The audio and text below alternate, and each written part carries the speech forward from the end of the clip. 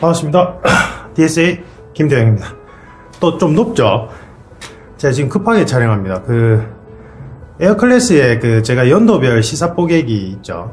분석한 거. 그러니까 시사 뽀개기가 총 3단계로 구성되어 있는데 1, 2단계는 1단계 헌법, 그 다음에 헌법학 이론이 어떻게 개별 시사에 적용되는지 접목하기가 2단계, 그 다음에 3단계가 이제 실제 각 연도별 시사 이슈를 분석해 드리는 건데, 목적은 핵심 쟁점을 파악하는 훈련이에요. 그러니까 이제 뭐 공기업이든 경찰이든 공무원 쪽에 기존에 뭐 어떤 그런 뭐 스피치 학원이나 이런 웅변 학원이죠. 그게 예전에는 그런 데서 이제 면접을 담당하면서 뭐 다 그런 건 아니겠지만 너무 소쟁점 위주로만 모범 답안식으로 주고는 외우게 해요.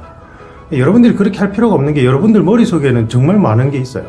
근데 그걸 이제 풀어서 접목시키는 훈련이 안 돼 있어서 시사 뽀개기는 그런 훈련을 하는 거고, 이번에 이제 경찰 3차가 2018년도, 2019년도 넘어가면서 진행돼가지고 이게 조금 애매해졌어요. 왜냐면 연도별로 3단계는 연도별 이제 최신 시사를 이제 클래스가 별도로 구성되는데 한꺼번에 넣었거든요. 그래서 이제 조금 약간 붕 뜬 시사 주제들이 있었어요. 테마들이. 이제 그 중에 제일 대표적인 게 난민 관련된 거죠. 제주도에 그때 난민 있죠. 들어온 거.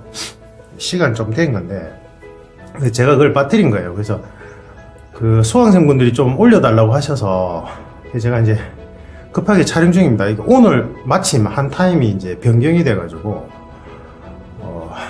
지금 1대1이 너무 많아요. 1대1이 막 경찰직 분들이 제일 많긴 한데 공기업도 그렇고 너무 온라인 예약 페이지 없는 페이지 타임도 지금 다 차가지고 너무 죄송합니다. 근데 휴대폰이 또 고장이 났어요. 휴대폰이 고장이 나는 바람에 제가 빨리 못 올려드렸는데, 그리고 이제 지금 막 이렇게 막 급하게 한다고.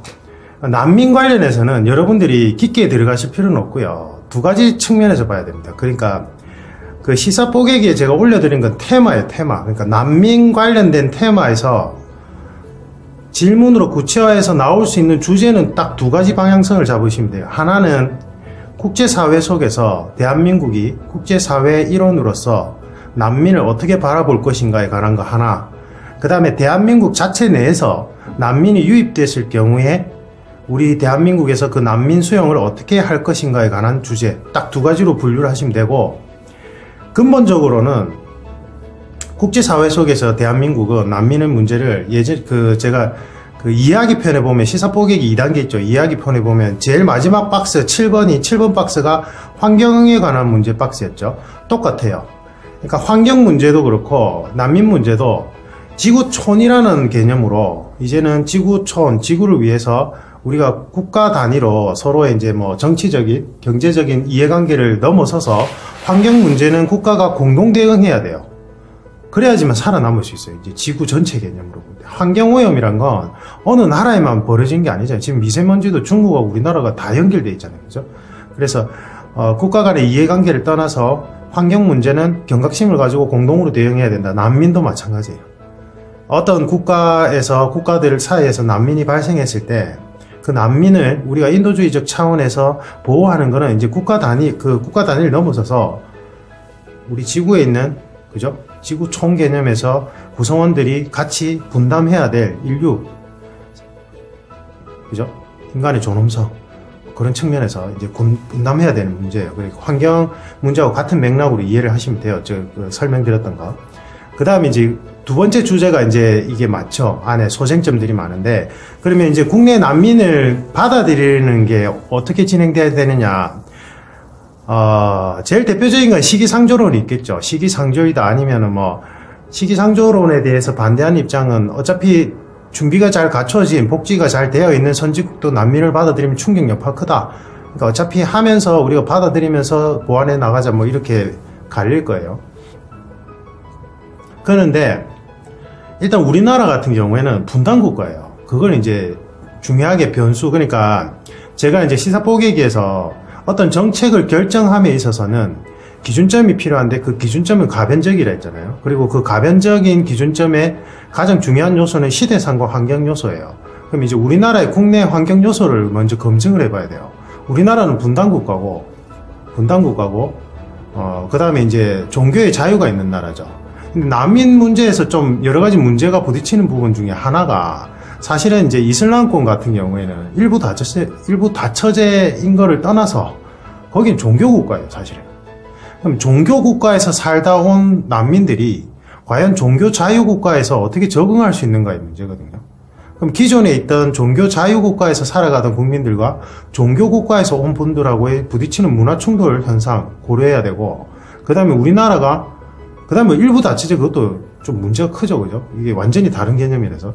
그 다음 우리는 일부 일처제잖아요. 그 다음에 분단. 우리나라 지금 분단 상황이라는 게 전 가장 큰 요소라고 생각하거든요. 분단 상황일 때 그 국가에 동질되지 못한 새로운 문화를 가진 집단이 들어왔을 때 그 충격 여파를 고려해 봐야 돼요. 예전에 우리 역사에서 이런 게 있었죠, 그죠? 역사 한번 살펴보십시오. 이주해 와서 뭐 그 집단이 뭐 이렇게 해서 국제 관계 속에서 대한민국의 역할론에서는 환경 문제와 같이 우리도 일정 부분 책임을 분담해야 되는 건 맞아요. 근데 그게 이제 제가 볼 때는 국내에서 이제 그걸 실질적으로 받아들일 때는 어느 정도 시스템이 준비가 된 상태에서 받아들여야 돼요. 그 시스템이란 건 국가에서 만든 어떤 난민 수용 정책이나 인프라도 포함되겠지만 국민들의 정서도 같이 포함돼요. 그래서 이게 국제사회에서 정의론 관점에서 무조건 받아들여야 된다는 주장만 타당한 건 아니에요, 사실은.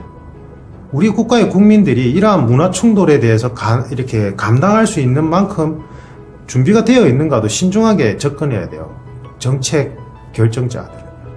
그죠? 그게 뭐예요? 기준점은 시대와 환경상을 고려해야 된다. 그래서 분단국가라는 요소도 좀 큰 요소이기 때문에 그것도 같이 짚어주시면 좋습니다. 그래서 난민이란 테마에서 큰 두 가지 주제를 뽑아내시고 그 주제 안에서 이야기할 거리들을 제가 말씀드렸어요. 중심적으로 이야기해야 될 거리들. 그 다음에 찬반, 그러니까 이제 두 번째 주제에 대해서 찬반이 오고 가는 거죠. 실제 우리나라에서 받아들이는 거에 대해서. 그래서 찬반은 소쟁점들에 관한 거 아까 얘기했듯이 시기상조의 문제가 아닐까. 그죠? 근데 이거는 사실은 문화의 충돌 현상으로 봐야 돼요. 문화의 충돌 현상, 우리가 그러한 문화의 충돌을 감당할 준비가 되어 있느냐, 국민들도 준비가 되어 있고 국가도 준비가 되어 있느냐 하는 문제라고요. 그래서 이건 신중하게 접근해야 됩니다. 이상입니다. 감사합니다.